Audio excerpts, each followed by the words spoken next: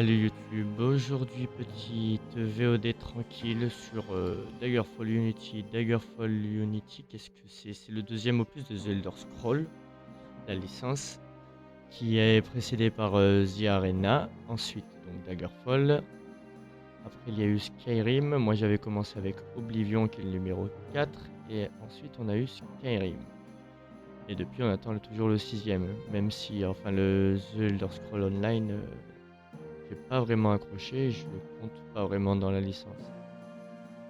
Du coup, on va commencer une nouvelle partie sur Daggerfall Unity. C'est donc le deuxième opus de The Elder Scrolls qui a été aujourd'hui modé, refait, histoire d'être un peu plus joli et plus praticable aussi.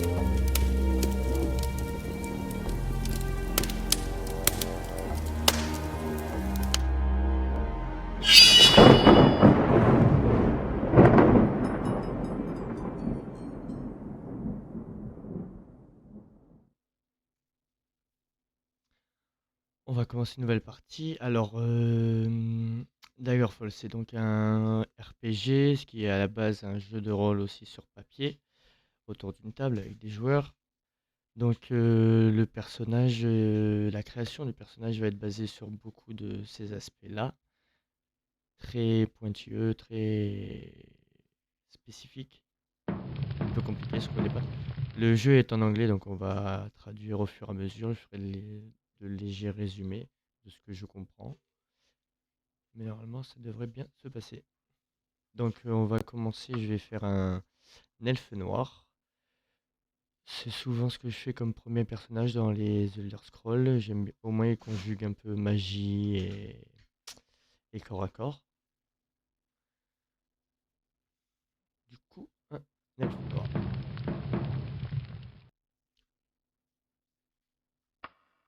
On va faire un homme.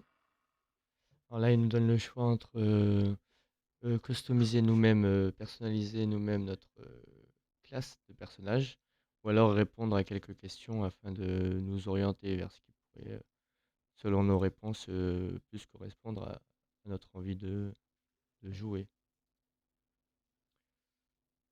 Donc on va faire custom, c'est personnalisé.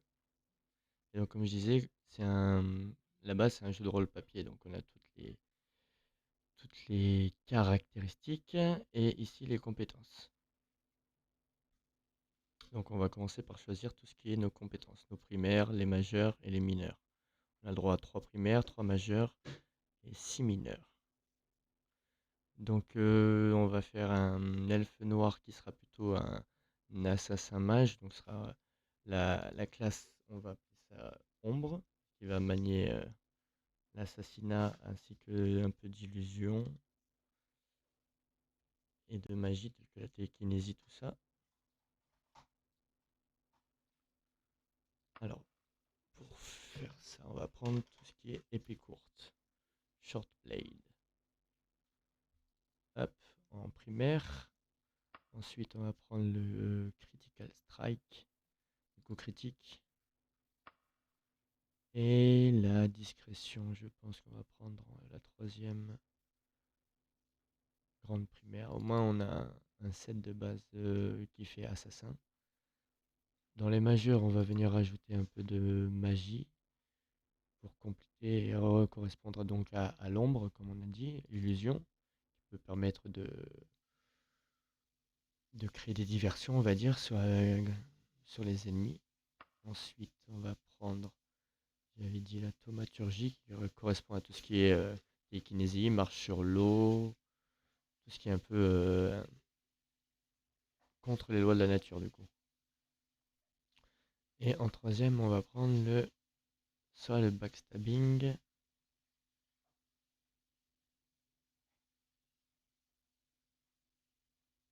Bon, ce sera le backstabbing. On va essayer, on essaiera. Ouais. Ensuite, en mineur.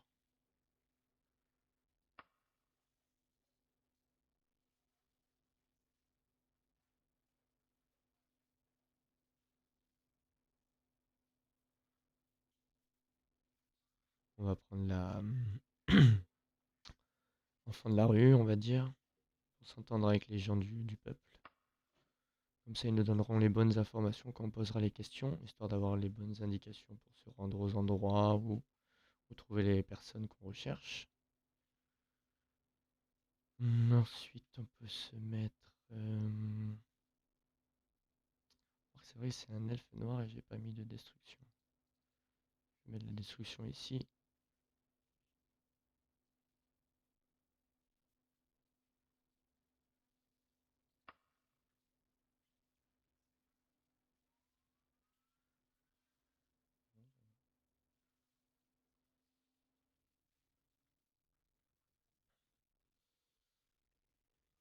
On peut se mettre de la guérison.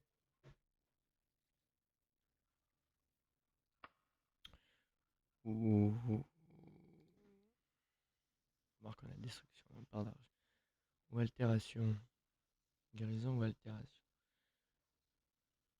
Je puisse reprendre l'altération. Ensuite, on va prendre tout ce qui est courir. Ça, c'est escalader. On a le pickpocket aussi, lockpicking. Je vais prendre lockpicking. Pickpocket, non. L'assassin, pas un voleur.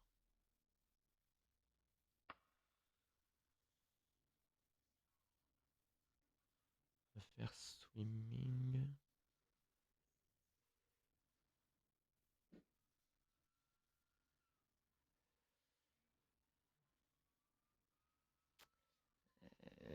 Ou alors mercantile, ce qui peut être intéressant pour les marchands.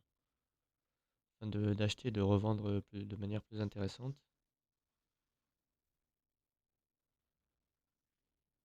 On va prendre mercantile. Altération, peut-être qu'altération. Tac, tac, tac, c'est bon. Ça me va. Altération. Peut-être mysticisme, plutôt. Qu'à faire. Qu'à faire un peu de magie. Du coup, on a choisi toutes les primaires. Ensuite, on va réorganiser toutes les caractéristiques. On a fait les compétences. Ensuite, on va organiser les caractéristiques selon ce qu'on souhaite faire. Mais avant ça, on peut éditer des désavantages et des avantages. Alors, pour rendre le personnage plus logique, on va commencer avec les désavantages. Par exemple, vu on a dit que ça allait être un mage un peu assassin, on va interdire les armures lourdes. Ce qui nous permet de faire ici, vous voyez, descendre la barre. C'est pas la difficulté du jeu, c'est la difficulté à faire augmenter vos compétences. Ce qui font que en faisant ça, bon, de toute façon après je vais me remettre des avantages pour un peu rééquilibrer ou quoi. Mais ce qui fait que les compétences, en les utilisant au fur et à mesure dans le jeu, elles augmenteront plus vite et feront du coup augmenter aussi plus vite votre personnage de niveau.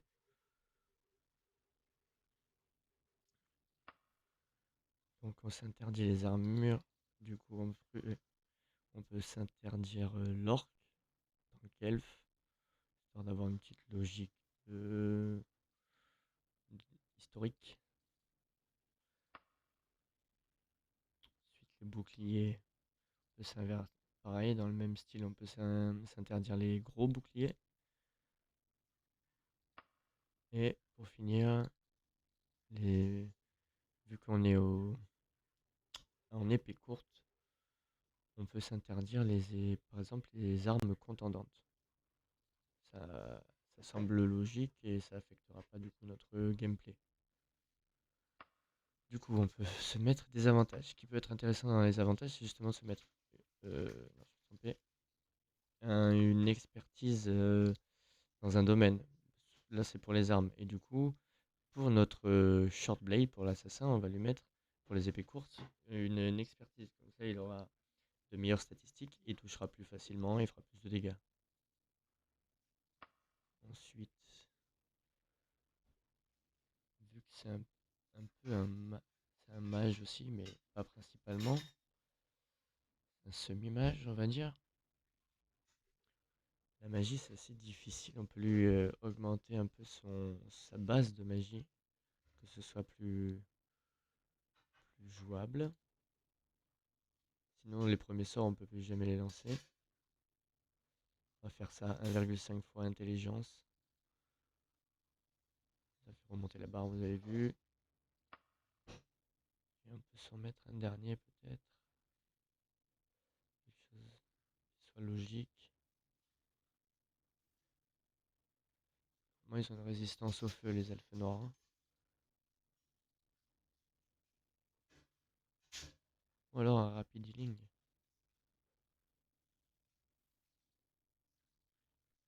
Voilà, ça rééquilibre. Pour que quand on se repose, on se régène plus rapidement.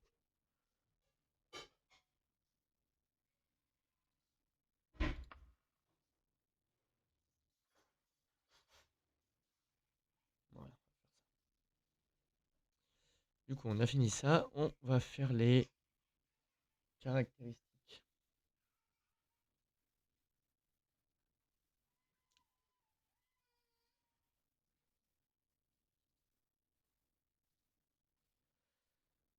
Alors, les caractéristiques. On a besoin d'un peu de force. Oui. Intelligence, sagesse, on aura besoin. Agilité surtout. C'est ce qui permet de vraiment toucher les ennemis au corps à corps.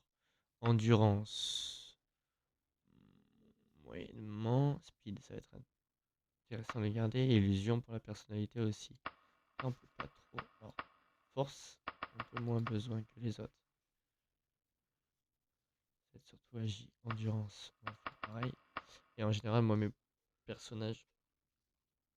premiers personnages dans Fallout ou dans Elder Scrolls, je le fais pas très chanceux. Ce qui permet de de rééquilibrer un peu même si avec les coups critiques, il va quand même réussir à en faire quand même pas mal.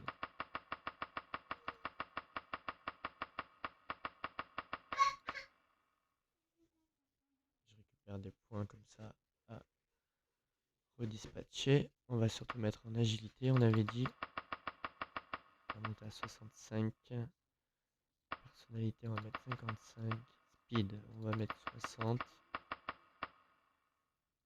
Et les deux pour sagesse, intelligence. Hop. Du coup, on va monter à 70 en agilité. Hop. On a fini notre classe de personnage.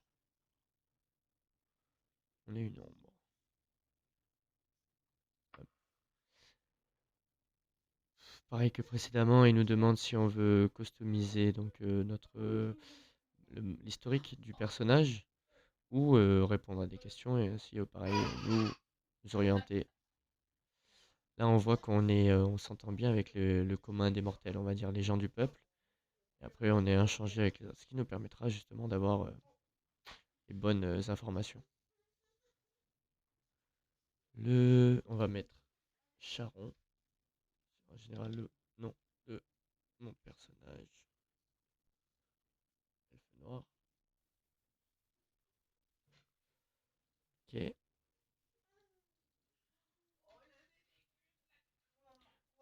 On va prendre l'ancien, l'homme sage. Ici, on a un reroll de dés. On a certains points à redispatcher. Et là, on voit combien on fait. On a un dommage de -1. Ça, c'est ce qu'on peut porter. Ça, c'est nos magies, nos points de sort, en fait. Là, il y a grâce à l'avantage qu'on a pris, on a un certain set de départ en magie. D'habitude, on est plus autour de 30 ou 40. On résiste à 6. On a un bonus de +2 pour toucher. Là, on a -1 à cause de l'endurance. Bon. On va reroller un peu. On va voir ce qu'il nous propose. Quand on a des jets sympas, on peut sauvegarder le jet. Et tester encore un peu un jet ou deux. Histoire de trouver bonne combinaison. Ça a l'air pas mal. On va garder ça. Tac, 80 en agilité pour commencer. 65 en speed, allez. Pas mal du tout. On va partir là-dessus. Ensuite, on a encore quelques points à dispatcher dans nos compétences du coup. Les primaires, les majeures, on a 6 à chaque fois. Donc alors, on va faire... critique, on va faire monter de 2 lui. Ce serait bien 3. Ici, 1. Voilà. Ensuite, on va mettre 2 partout. Ils sont assez égaux. Ici, on va mettre 1 partout.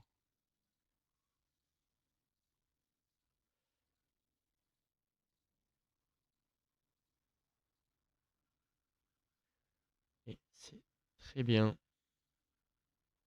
Ici, il nous demande la rapidité des réflexes. Si on veut mettre plus lent, ou selon comment on se sent. Si on veut mettre plus lent ou plus rapide, forcément les ennemis auront la même rapidité de réflexe ou d'attaque, en gros. Voilà, on va rester en moyen. Le jeu est déjà pas mal compliqué pour en plus accentuer ça.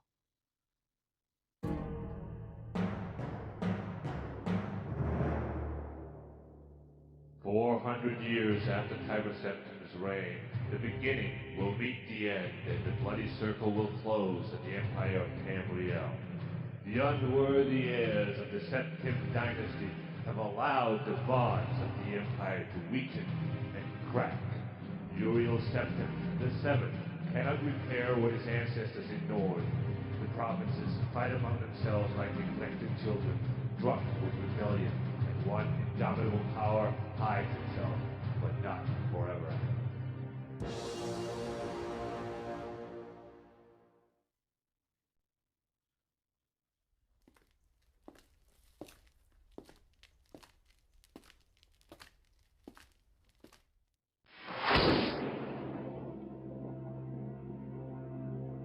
Excuse the gloom, but none may know of this meeting.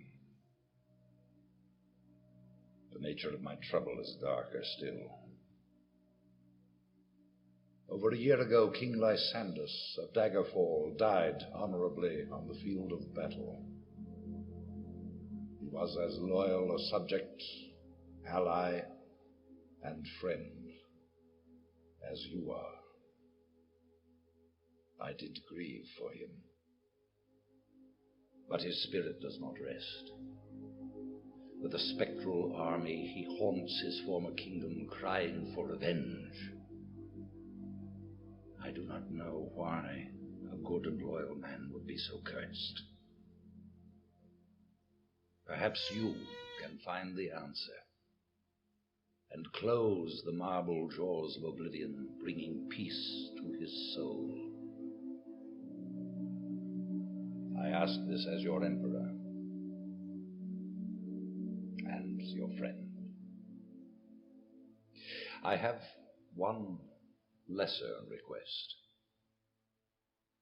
Several years ago, I wrote a letter to the Queen of Daggerfall. It never arrived. The letter was of a sentimental and personal nature. If you find and destroy that letter, I will be grateful. Now, my champion, rest well this night, for tomorrow you sail for the kingdom of Daggerfall.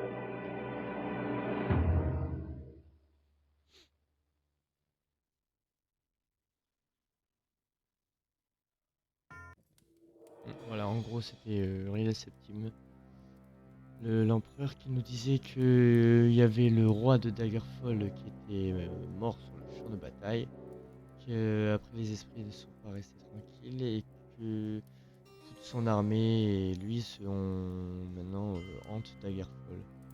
Et il nous demande d'aller faire reposer son âme et de résoudre la solution parce qu'on a retourné son champion.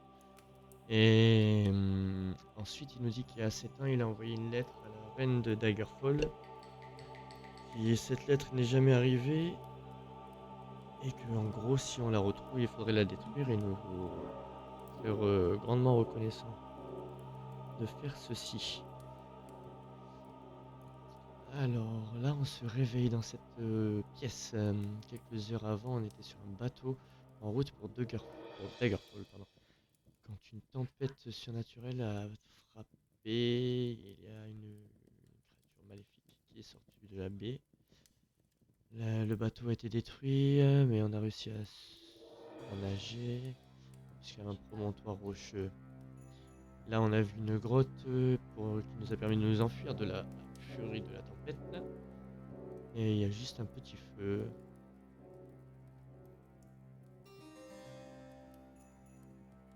Au bout de la caverne, on trouvera sûrement la sortie. Au bord du couloir, on trouvera sûrement la sortie de la caverne. C'est qu'une fois que sera sortie de la caverne qu'on pourra commencer la quête de l'empereur. Bon, voilà. Daggerfall tutorial, on va le faire. On va faire le tutorial et on accepte le petit cadeau.